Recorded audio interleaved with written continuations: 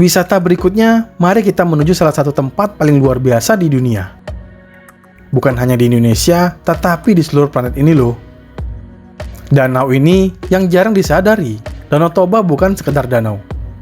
Dia adalah hasil dari salah satu letusan gunung berapi terbesar dalam sejarah manusia.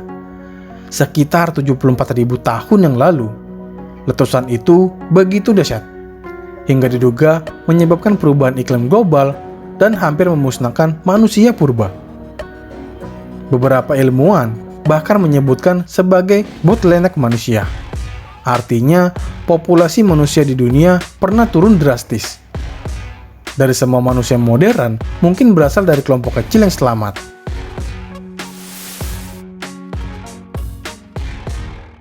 Di tempat selanjutnya, perjalanan menuju Parapat memperlihatkan skala luar biasa dari kaldera ini.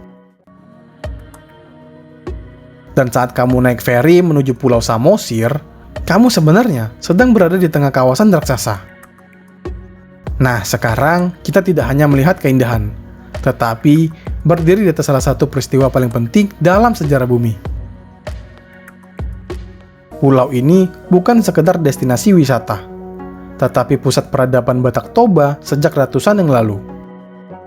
Di Desa Tomo, kita menemukan makam Raja Sidabutar, bukti bahwa masyarakat Batak memiliki sistem sosial dan politik yang terstruktur. Dari sini, berlanjut ke Ambarita, kita melihat kursi batu persidangan, tempat di mana hukum adat dijalankan, bahkan hingga hukuman mati. Ini juga menunjukkan bahwa hukum dalam masyarakat Batak bukan hanya simbol, tetapi benar-benar dijalankan. Rumah adat dengan ukiran gorga merah, hitam, dan putih bukan sekedar dekorasi. Setiap motif memiliki makna tentang kehidupan, perlindungan, dan hubungan manusia dengan alam. Di sini, budaya bukan sesuatu yang dipamerkan, tetapi sesuatu yang masih hidup. Nah, destinasi selanjutnya ini adalah tentang perspektif. Bagaimana kita melihat sesuatu menentukan bagaimana kita memahaminya. Di air terjun Sipiso-Piso, kita melihat salah satu air terjun tertinggi di Indonesia. Artinya, jatuh dari ketinggian sekitar 120 meter langsung menuju Danau Toba. Namun yang lebih menarik adalah posisinya. Dari sini, kita bisa melihat Danau Toba dari sudut yang berbeda. Lebih luas, lebih dramatis, dan lebih nyata. Dari atas, teman-teman bisa menyadari satu hal, Danau Toba bukan sekedar danau. Dia adalah landscape geologis raksasa yang membentuk identitas seluruh wilayah ini.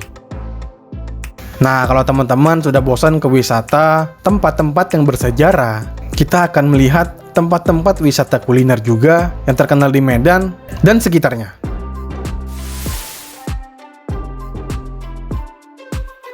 Pucuk Durian bukan sekedar tempat makan, tetapi simbol bagaimana Medan membangun identitas kuliner berbasis kualitas. Yang unik, mereka berani memberikan garansi rasa jika tidak manis. Wah, mantap ya. Durian Medan juga terkenal karena distribusi dari berbagai daerah Sumut, yaitu di Sidikalang dan Sibolga.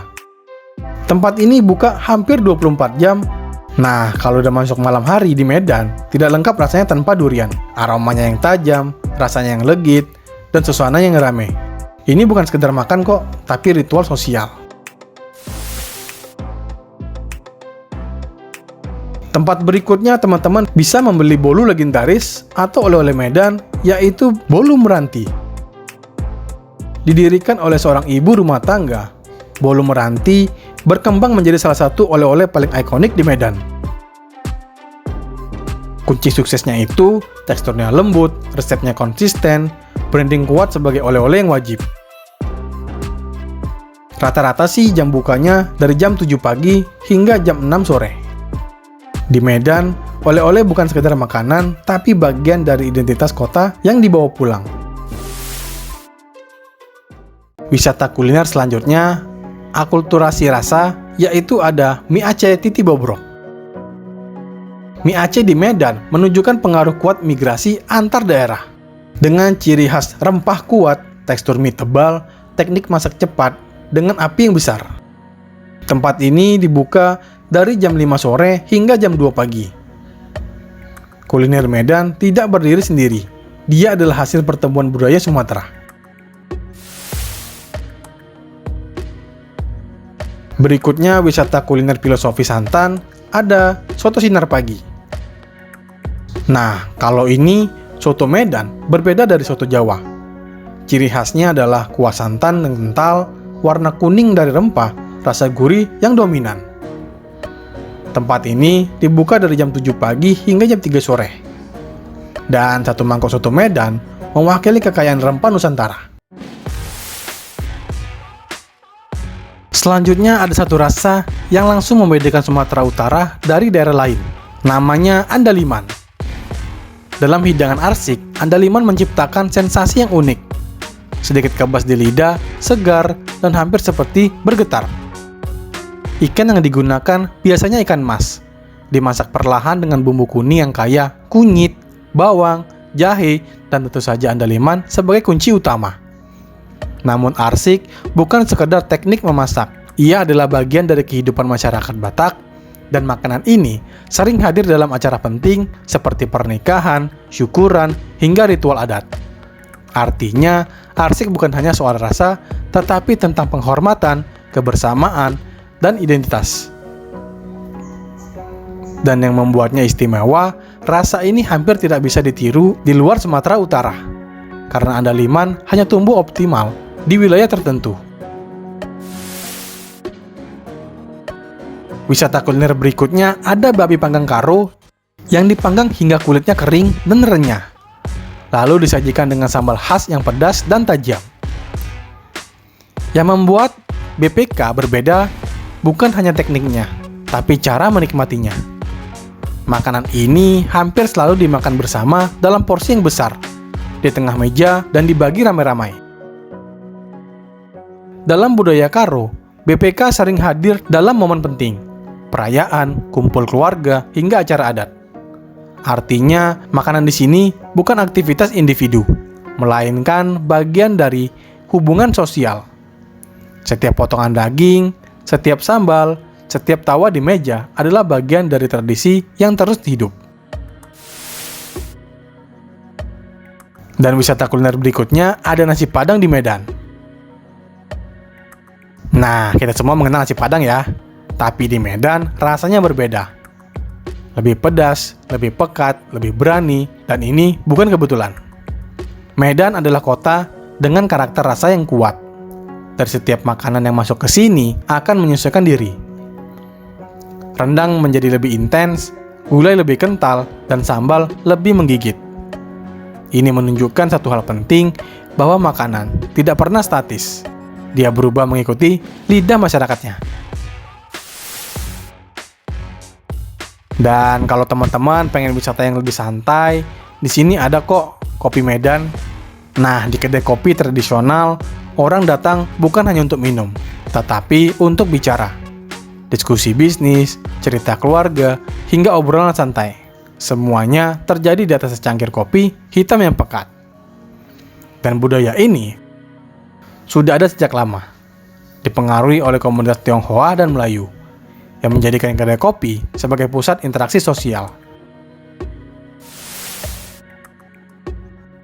Dan wisata kuliner berikutnya, teman-teman bisa banyak melihat kok street food kota Medan.